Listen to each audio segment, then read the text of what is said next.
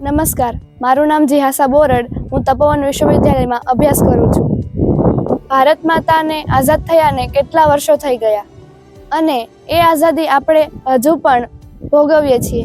પરંતુ તે આઝાદી ભોગવવા પાછળના કારણો ઘણા છે અને તેમાંનું એક છે કેટલાક ક્રાંતિવીરોએ પોતાના પ્રાણોની આહુતિ આપી.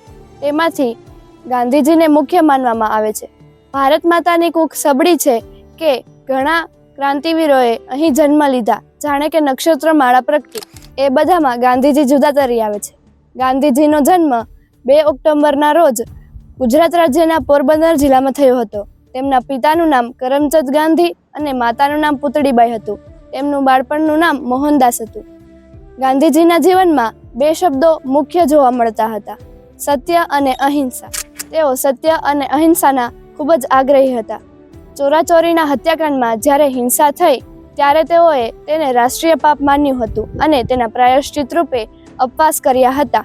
ત્યારે તેઓનું કહેવું હતું કે હું પોતાને ભારતનો પ્રતિનિધિ માનું છું, તેથી જો હું પ્રાયશ્ચિત ન કરું તો મારું પ્રતિનિધિત્વ લજવાશે. તેથી જ રાષ્ટ્રે તેમને રાષ્ટ્રપિતા કહ્યા. આ રીતે ગાંધીજીના જીવનમાંથી આપણને સત્ય અને અહિંસાના માર્ગ પર ચાલવાની પ્રેરણા મળે છે. અસ્તુ.